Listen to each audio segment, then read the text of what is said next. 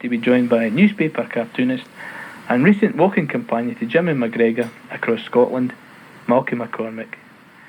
Thanks for trekking in for Waterside. Waterside, that's it. Got it. Phoenix Suburbia. Phoenix Suburbia, there you go.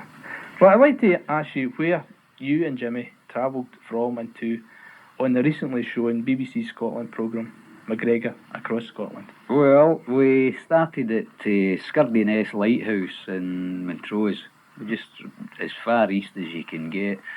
And that was from Montrose in the east out to Arnamurchan Point on the west coast, which Arnamurchan Point is the most westerly point in the British mainland.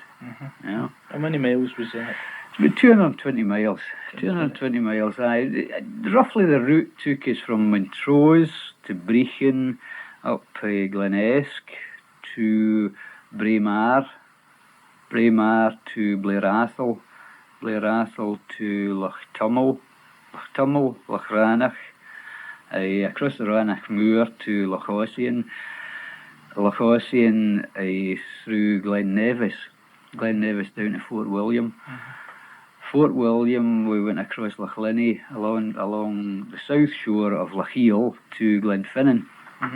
And we sailed down Glenfinnan, Lochiel rather, to Dallalee near Acharichel. And then Acharichel right out to Arnamurchan Peninsula. So a fair amount. It was smashing. I'm walking. How did you become involved in the whole programme, the venture? Well, I've known Jimmie for a long while through the folk music business, you see, and a couple of years, I came in touch with Jimmie, and a couple of years ago, I went along with Jimmie during the filming of the Footsteps of Bonnie Prince Charlie.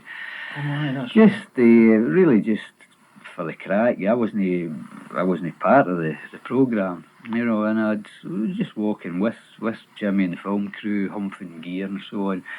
And this time they decided that rather than Jimmie doing the walk on his own, this is the 6th walk that he's done for television, they decided to have a travelling companion. And it was very nice because Jimmie remembered that we'd got on well, and I do a lot of hill walking myself, so I'm fairly experienced at it. And it was Jimmie suggested myself, and that was it. Have you walked that particular route before? As you said, you've done a lot of hill walking, but have you walked the one you did on the telly? You've never done that before? No. So that was a new. That was a whole new venture. I've done things like the West Highland Way and Southern Upland Way and so on, but that's the first time. That's the first time I've done that. You see, and the idea of that is to let folks see what can be done. That's a route now, if you like, Montrose to Arnamurchan. And people can, decide whether they want to do it themselves or whatever. What route would you say was the toughest, that was the hardest that you've done at the whole lot? The hardest walk I've done is walking from Coat Bridge to Larkhall with my Celtic supporter scarf on. That would be hard. Especially that ball. Oh dear. No, right, seriously. That's the best one I've heard all day. Aye, right. It's only 10:30. That's not bad.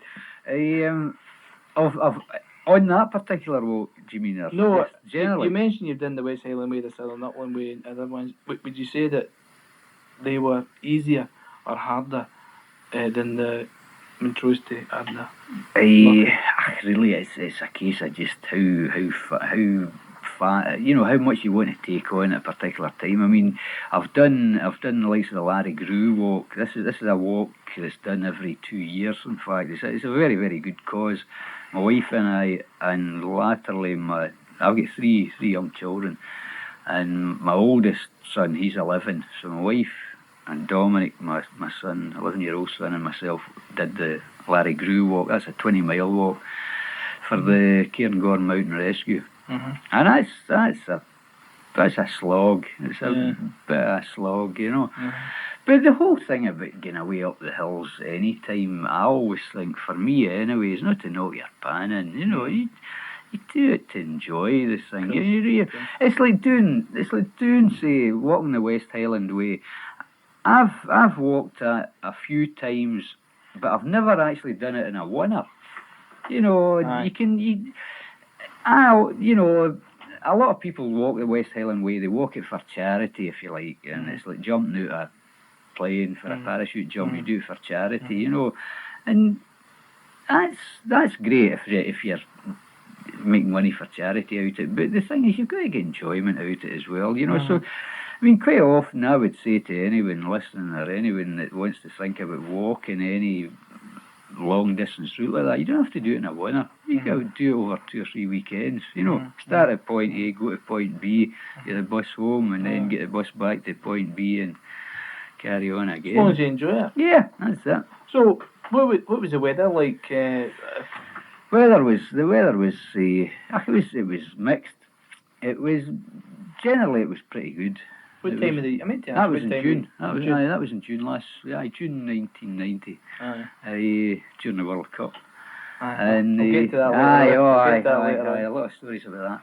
Good. But it was in June, and the weather was no bad. It was mixed, and I think that was good for the sake of the television programme. It let people see, you know, Scotland is that kind of climate, of course. You know, that it's raining one minute and sunshine the next, and people like to see you getting a right good soaking, you know. The weather was generally pretty good. Yeah. What about the midges? Did you encounter any? God, the midges. Are they really as bad as what everybody talks about? Oh, the midges. Pardon me. Particularly at Glen Nevis, I remember. Jimmie and I had just walked over from Lochosian across the Ranach Moor. It was a slog of about 22 miles we had this day. And in fact, the cameras really couldn't film all this. You see, the cameras couldn't follow us everywhere. Right. But just to sort of put you in the picture, it was a very small group of us walking. There was only 8 in the team. Now, with Jimmie, myself, the producer, his assistant, one cameraman, one sound man, and 2 roadies, if you like. They called them Sherpas. You know, they were humping gear and driving Land Rovers and this kind of thing. You had to have the Land Rover that would keep us supplied with grub and all this kind of stuff. And going across the Ranach Moor, the camera crew had to do a 170-mile detour away round the moor. You know, they filmed us walking, starting to walk across the Ranach Moor, and then they went away drove round about 170 miles where we walked it, and they filmed us coming down into Glen Nevis. Now, that was when we encountered the midges at their worst. The film crew set up, and Jimmie and I are coming down from this ridge into Glen Nevis, heading towards Fort William. And the crew says, right, stay where you are, boys, right, and we'll set up the cameras. And we stood there, waiting on them, setting up the camera. The midges attacked, you know. And we're shouting to them, Christ, here, the midges are here, the midges are getting us. And no amount of midgie cream or whatever was going to defy them. And that was the only time that Jimmie and I mutinied. You know, we rebelled, you know, we're shouting, get these cameras going. Just a minute, boys, just a minute. And they're setting up the cameras. It was just the hell that we're coming down, that's it, we can't stand it anymore. Because they've got to get the perfect shot. It's all right for them. That's fine. That's fine. But we're the guys that are standing up there getting eaten alive, you know. It's a fact the midges were horrendous at that point. What about special equipment and diet and food? Did you have to take any special food, energy food, anything like that to keep yourself? No, well, when you're going out walking, you know, it's always good. You take maybe some dried fruit, you know, some dried apricots and nuts and raisins, that kind of thing, just to be eaten away as you're going, you know. But in the summer, it's no that vital, you know. I always take some dried fruit and nuts and raisins, that kind of thing, and some juice, a wee flask with some apple juice and that kind of thing. What about Away in the winter, that's a different thing altogether. what would be these so-called energy bars that you can get? Aye, there's there's sort of glucose sweeties and things like that. Aye, these things are what's that, mint cake?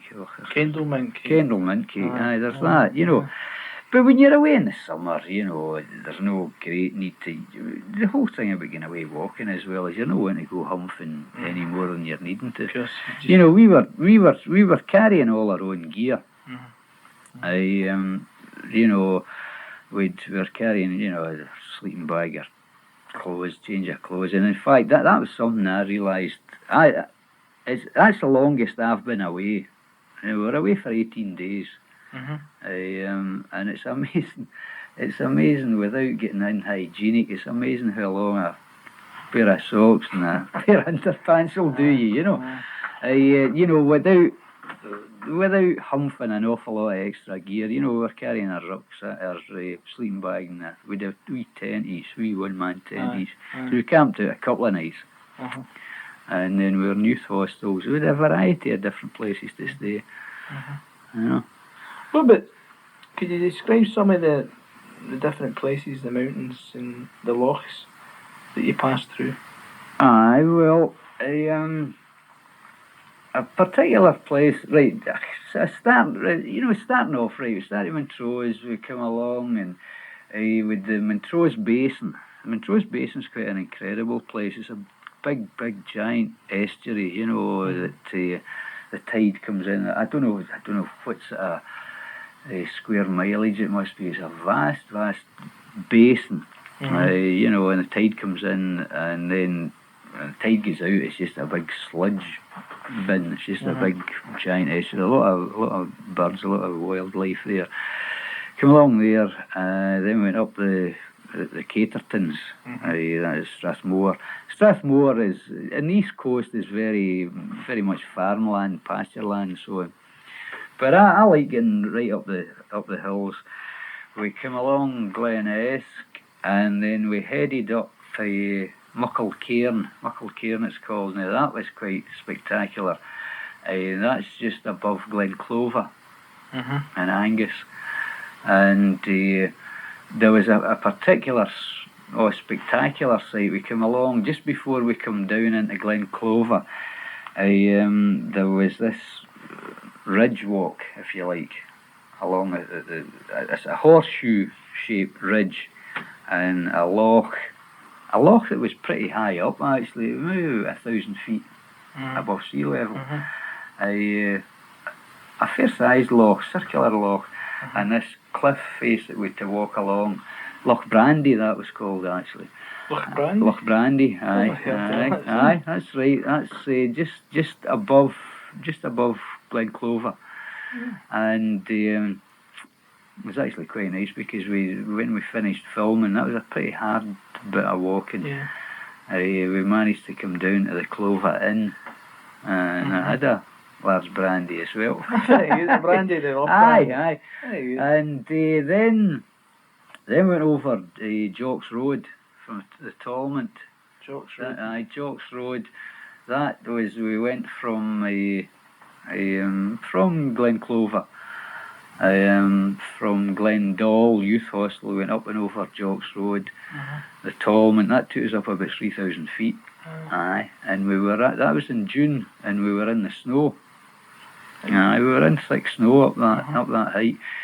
In fact, we had a wee brew up. I get this wee stove that I take everywhere, and we had a brew up. We've got some snow, melted up some snow. I saw that. I saw you. Aye. Well, you know, sitting next to the wee, was it a wee river or something? Or maybe I'm thinking of a loch.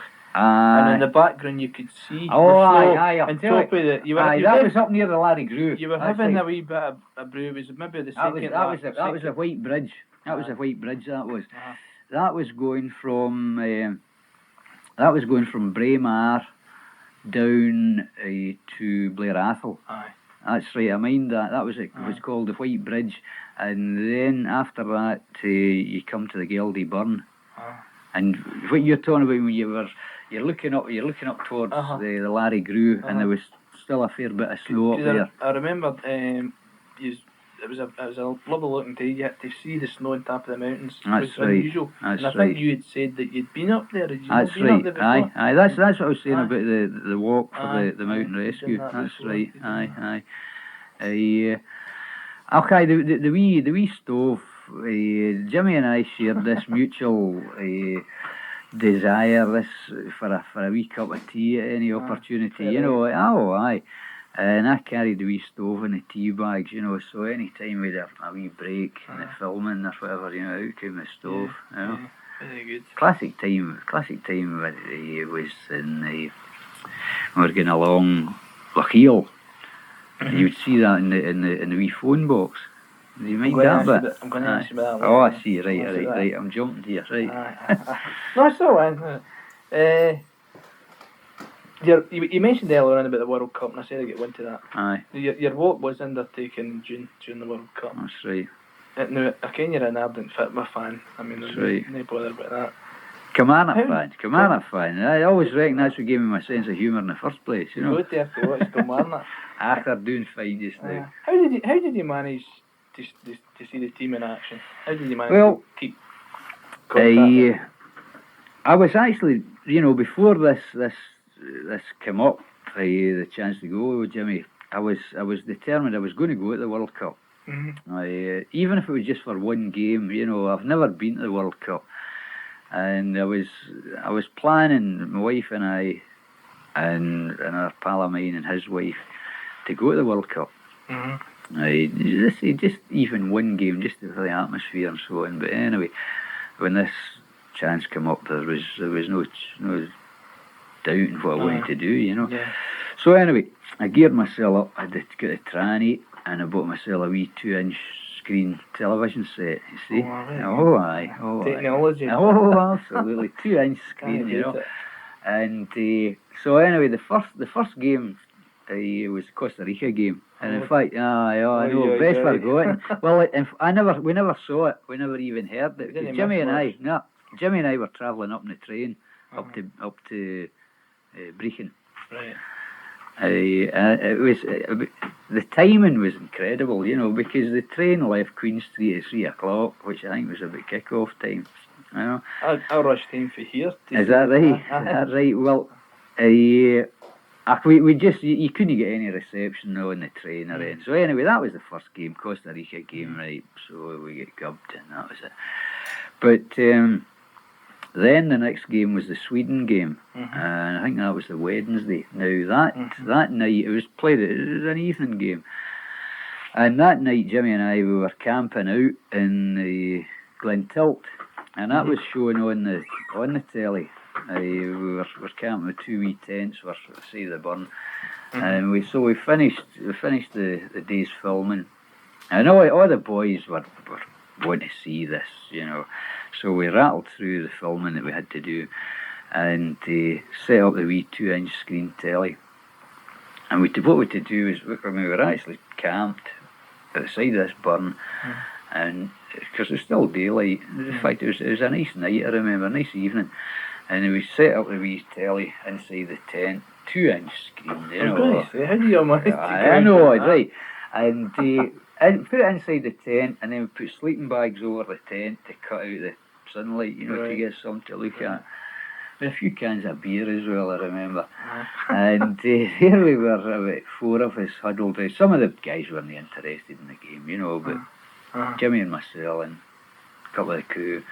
So we sat there, and it was great because of course we won, you know, and that was fabulous. But it was the weirdest sensation because there we were sitting in a remote Scottish glen watching Scotland play Sweden live from Genoa in Italy, you know, 2-inch screen, you know, and it was all right when there was a sort of close up, a couple of players on the ball or whatever, you know, but when you get a long shot, you couldn't, no chance. You couldn't see anything, you know. But anyway, so we won that game, and I can tell you the celebrations went on in the wee small hours, you know. We managed to find another couple of cans of beer, you know. Of course. And we were gathered round the campfire, and it was a great night. And then, of course, the decider was the Brazil game. Now, the night we played Brazil, we were in Lochosian Youth Hostel in the middle of Ranach Moor. And it's absolutely basic, very, very basic youth hostel. I was going to ask you about them. Oh, aye. I mean, it's said, in fact, Jimmie said that, every single function involves a bucket, a bucket for everything, So the thing is, we discovered, as soon as we go out there, discovered, got the wee telly out, no reception, nothing at all. He was right in the middle of the mountains, nothing at all. Couldn't even get reception on the radio. So I was kind of resigned to, well, that's it. But then I realised we're only a mile from the main Glasgow Fort William railway line, you see. And Career Station is only a mile away. So I found out times of trains, because just down the line, about literally 5 minutes down the line is Ranach Station. There's Ranach Hotel there. So a pretty fair chance to be a telly in the hotel. So I found out there was a train about 7:45 that evening. Of course, we had to get back. We had to get back up that night, because we were setting off about 7 in the morning. That was the other thing. I mean, we were setting out. Usually started walking about 7:30 in the morning. Sometimes right through till about 7, 8 o'clock at night. So that was fine. So I said, I reckon, right, I can do that. I'll walk the mile to the station, listen to the first half in the tranny, bomb down in the train, into the hotel, see the second half, back up the road. Right. So I said this to the warden, and the guy says, no, he says, if you do that, you're not going to get back in. Lights out at 11 o'clock. This guy says to me, the warden. I says, you're joking. Oh, no, rules are rules. Rules are rules, lights out at 11 o'clock. What a prison camp. Aye. So I thought, to hell with this. Here's this guy telling me that I've got to be in my bed for 11 o'clock, and the most important game Scotland's played for many a year. So I thought, right. So I says to him, I'll tell you what, I've got my tent out there. I'll put my tent out the back, and I'll go down and see the game, and I'll come back when I like, and I'll not disturb anyone. I'll go to my bed. So that's what we did. Myself and one of the roadies. We went away down. We walked a mile. We're sitting in Ranach Station. Not even a station. Career. So it's just a platform and nothing but moor all the way round. Eventually the train come down. Got on the train down to Ranach. Jumped off the train, full of the joys, ran up to the hotel, ordered out a pint. Says, we could hear the game. Hear the game on the telly. Says, now, you get the telly. Somebody see the game. Oh, I've got a telly, but I'm sorry, it's for residents only. That's fact. That's fact. Oh, it's a residents' lounge. I'm sorry, if you're not a resident, you can't watch the telly. So what's the place? That was it. That was your Highland hospitality for you. So, there wasn't much point in protesting. I offered to put a tenner into the mountain rescue box or anything. No, but nothing would move them. No. So we just finished up listening to it on the radio. And then, of course, we get beaten, And that was a dreary, dreary journey home. We got the train back up the road, and we had a mile in pitch black to hoof across the moor, and we were... That was a low point. That was the low point of the whole trip. Now, you mentioned earlier on, I said I'd talk about it. You had a strange experience concerning a telephone box near Bunning. Your mother and some strawberries. Could you elaborate on that? Tell us a wee bit. We were coming along. We'd stayed in Fort William. This was really in sequence. It was after Ranach. We came over Ranach. We stayed in the Glen Nevis Youth Hostel, which is a terrific hostel. I mean, it's like a hotel, it's a terrific place. And then we came from, we got a wee ferry from Fort William over to Camas-na-Gall, across Loch Linney, and we started legging along the south shore of Loch Heel. And they're coming along there, and then the Land Rover come along. See, what happened was that the Land Rover would come along with, they were supplying us with grub. We'd carry some of our own grub, but they'd pack lunches and things. So it was decided we stopped for something to eat. And there was a fair wind blowing, I remember. And I was thinking, I wonder if we get someplace, a bit of shelter to get the stove going. Oh, lo and behold, here's a wee phone box in the middle of nowhere. Unbelievable. Just a real old, red, traditional, old-fashioned phone box, like kind of Doctor Who thing. Middle of nowhere, you know. It's a very place, Jimmy. So I get into the phone box and get all the phone books aside and get the stove going. Jimmy and I are in there having a blather. And I thought, I could give my mother a phone. We were down in Girvan, you see. And I phoned up my mother. How you doing? Oh, nice to hear from you, son. How are you? I says, I've got someone here to have a word with you. So Jimmy went on the phone, you know. And she was chuffed. She was really chuffed, you know, to speak to Jimmy and the rest. It was really a blather. That was fine. Put the phone down. And we're just... In fact, Jimmy, that's right, Jimmy had gone back out. He was away outside with his cup of tea. And I'm just kind of packing up the stove. And the phone went. In this phone box in the middle of nowhere. And I'm thinking, wait a minute, someone's trying to wind me up here. Jeremy Beadle. Aye, that was, you know, that kind of thing. And so I let it ring. And I'm thinking, one of these guys in the crew is going away and get a number. And then I looked out and I'm counting them all. They're all there. And the phone's still ringing. So I picked up the phone and I says, hello. Could you tell me how much your strawberries are to pick? I said, what?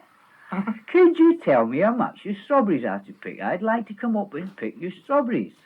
This plummy English accent. And I said something like, either a pun, it's slam. And the thing is, it was a pity, it was obviously just a wrong number. Weirdest thing, you know. And it's just a pity, you know, I tried, you know, before I put the phone down, I tried to get out, you know, where are you phoning from? You know, it would be nice to know who the devil was phoning. We phone box in Lochiel, you know. Amazing. So we finished our cups of tea and headed along. That was it, along to Glenfinnan. Yeah. What about, you must have met, well, I don't know, did you meet any tourists along the way? And well, we met a lot of folk. From time to time, we met other folk walking various stretches.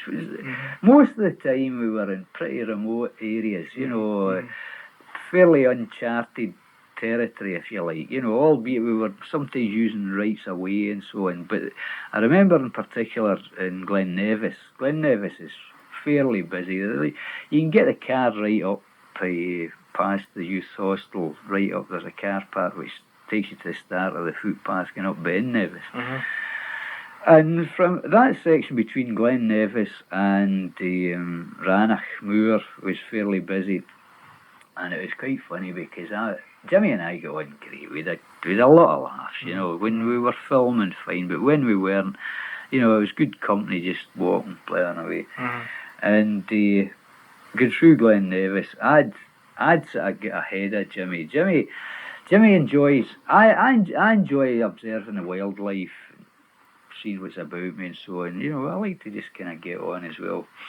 But Jimmy, we'd have time to ourselves. So Jimmy was tending to sort of hold back. He'd find, you know, he'd see a wee bird or something, he'd go away, he'd watch it and he'd follow it and find the nest and all this sort of thing. So the result, I was pretty well ahead of Jimmy, you see. And a lot of folk coming towards us, you know, and you're, hi, hello, yeah, hi, hello, you know, so. And then I started saying to folk, I see folk coming, I says, hi, hello, I says, Jimmie Macgregor's behind me. Oh, really? Was that right? Yeah, you'll see him, you know. And everyone was coming along, Jimmie Macgregor's following along behind me here, just past him, you know. Was that right? Smashing. So as a result, I got to the destination where we were stopping, where we were meeting up with the rest of the crew. I mean, about an hour and a half later, Jimmy came trockling in, you know.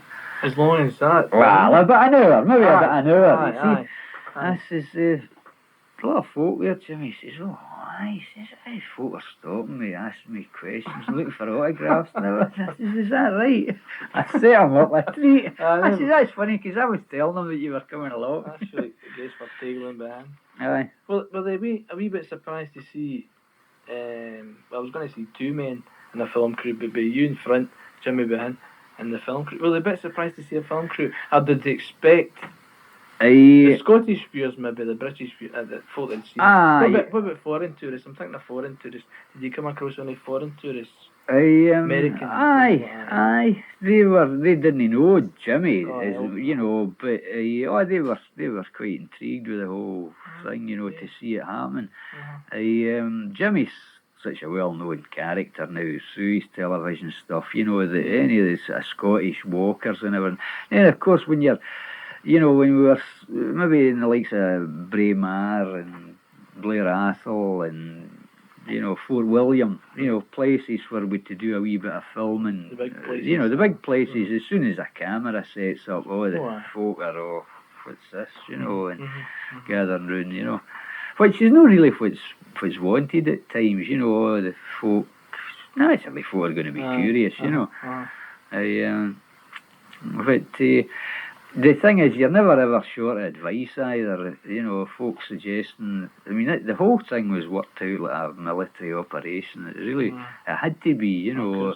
I mean, we didn't just go walking about and bumping into folk and interviewing them, you know, these things were, they were worked out, you know, we'd meet so-and-so and blather away. Because the whole route had been, the director and producer and his wife had recce'd the whole route. They'd walked it all in advance and they'd pinpointed bits that they wanted to film at and this kind of thing. And I remember once in Braemar, we're filming, you know, we're setting out in the next leg, and this wee guy comes up. He says, Ken, there's an awfully nice view just along the road you might like to take a picture of. You know, I mean, as if, oh, is that right? You know, as if, you know, we were just kind of bumbling about. You know, an awfully nice view just along the road there, down to the right, a nice wee view you'd like to take a picture of. Try to be helpful. Aye. So, how did you feel as you neared Ardnamurchan? It's fabulous. It really, I'll always remember, you know, as we came along the Ardnamurchan Peninsula, you know, we came over this little hillock and you could actually see the top of the lighthouse, you know, right out to the point. It was a great feeling. It was also fairly sad because that was the end of the adventure. But also I was looking forward to getting home, seeing my wife and kids. And, you know, it'd been a long time, but it was the most fabulous adventure. It really was. You know, I loved it. What about the response to the programme? Have you heard much feedback? Well, as far as I can gather, it's been very well received. People, you know, this is the first time I've been involved with Jimmie. Jimmie's done all those other ones, you know, and it seems to be that people have enjoyed my contribution, you know, as an extra dimension, you know, rather than Jimmie. Well, I'd like to think so. I know that Jimmie and I get on with everyone that's been involved with the production, the making of the programme is happy with the way it's going. You know, and instead of Jimmie just walking about talking to himself, you know, it was a different, right, that's it. It was a kind of Smith and Jones or something like that. Smith and Jones of the Scottish mountains, you know. Outlaws up there. Right. Have you got any plans for another trip? Well, there's nothing that I can say. Jimmie, I don't think he even knows at this point. I was talking to him just last week, and it's up to BBC. It's up to the powers that be if they want to do that, and it may well be. I don't know. I'm pretty certain Jimmie will do another one. It's so popular. Whether I'm involved, you know, I can't say. I'd love to do another. See, I'm just wondering where else is left in Scotland to walk. Would you maybe have to go outside Scotland, but perhaps across Canada? I think it's a big. I do if I can get time off to walk across Canada. I know what you mean. Maybe a bit longer, because I remember a few years ago Mike Harding went across That's the bike. right, with the Went across bike, America, aye, meeting other different. I'm That's thinking right. along that kind of line. Who Just knows, sort of aye. the money, I suppose. Well, it's the kind of thing, I mean, speaking for myself, I enjoyed that so much. I mean, I'd jump at any opportunity to do that. What Sort of about, thing again. what about Ireland, for example? Well, Ireland, actually, that's a country. I love Ireland. You know, my wife and I and the children have spent a lot of good holidays over there. And I would reckon that's a natural. You could actually, I reckon you could probably, it'd be a fairly lengthy programme, but you could actually just about do a programme of walking around the coastline in Ireland. I was thinking that. You know? Ireland's not that big. No. You know, not that big to do a walk virtually right round the coastline, or do it in two bits. I mean, you could just about start off in Dublin and head up north and right round with Donegal and doing a bit Sligo or something. Because I'm thinking the scenery away in Oh, the west aye. coast of Ireland. Oh, aye. Must be tremendous. It's beautiful. Well, just Easter there, last Easter, my wife and I and the children, we were away in Donegal. And of course, from where we are in Ayrshire, it's no problem. Just down to Stranraer. Quick down to Stranraer, you know, a couple of hours over on the boat, you can relax. I'll tell you what I did after the walk with Jimmie in June. I came home. I was at home for about 3 weeks. I had a lot of work to catch up with, obviously all my cartoon work. But what we did was, and this was really the holiday of a lifetime, what we did was I got a rucksack back on again. And my wife and the 3 kids, each is with a rucksack, right? We got a neighbour to run us down to Ardrossan and took the car back. That was us. We were away for 2 weeks. And we get a rover ticket with Caledonian McBrain, and I tell you, I'd recommend this to anyone, you know. And we just ferry hopped. We went over to Arran, then we Arran up to Brodick to Loughranza over to Clonig, and then we went Kinnacraig to Isla to Collinsey to Oban, and then we went from Oban, we went out to Barra. We stayed in Barra Barra's just beautiful. I've never I tell you, Barra is an absolute gem of an island. It really is. So we stayed there about 4 days, and then we went to Barra, we went to Battersea, went to Eriskay, and then Eriskay we went over to South Uist, Benbecula, North Uist. It was just bed and breakfast, you know, you know, and using the mail buses, you know, using the post buses and things, you know. And then we went for Lochmaddy in North Uist over to Skye, through Skye to Mallaig down to Fort William again, and then over right down to Arnamurchan again, right back to where I'd been a few weeks before. And then we went from Arnamurchan, from Kilchoan in Arnamurchan over to Tobermory, then we went out to Call and Tyree. That's a programme itself. Aye, I know. It's a fact. If they brought the cameras where you could film you going round about there. Aye. And then we, you know, in between we visited the small isles. We were in Mallaig, we went over to Rummeg and Canna. And then we were in Mull. I tell you, we went out to the most beautiful little series of islands, the Trishnish Isles. You ever heard of them at all? Off the west coast of Mull. Never even heard of them. Just out near Staffa. Oh, I've heard of Fingal's Cave, aye. And we went out to Trishnish Isles, and the puffins were still nesting, you know, and that was fabulous. And then we come back for Tobermory, back to Oban, and then Oban down to Clonig to Loughranza to Brodick, picked up the Waverley, I timed it all to perfection, picked up the Waverley at Brodick, back to Ayr, get the bus up the road to Finnick. That's the game. And that was great. And that's getting around your own country, you know. It's a fact. I thought about it at the time, you know, that would have made a good telly. I'm thinking, you know, that's and the thing is, the Waynes. It was funny because the Waynes, they had their wee rucksack each, and they were in charge of their rucksack, you know. And they were told, right, you know, whatever you want to take, it's up to yourselves. Rucksack's yours. My youngest wee boy, Sean, he's 7. He opted to take a football. So he finished up with a rucksack with a football and a couple of pair of socks, and that was, that's what he needs about it, you know. I was pretty light for him, mind you, know. You didn't find Lord looking, did you, up that way? No, I didn't. No, he's still sneaking about. Long way continue to hide about the place. I A lot of keep looking mileage for him for in the me. Sunday mail. Aye, that's right.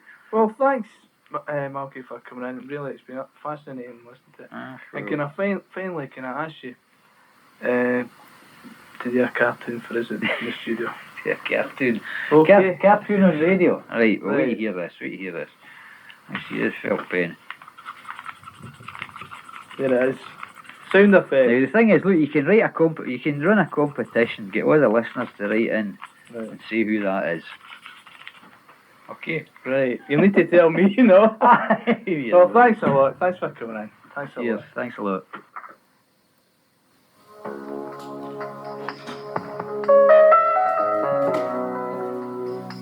Terrific prize which you left behind, and that's a can of Scotch mist and a big tin of tartan paint. Anyway, thanks to Malky, and before we turn to side 2, here's a message from Mystic Meg's sister, Scary Doris. How come they're always called Doris? The 1962 postal order is in the sweetie tin. The 1962 postal order is in the sweetie tin, and that is for a Mrs. Avadny Sellotape of Greenock. I bet that's not a real name. I bet it's no Avadny. Anyway, she'll understand the message.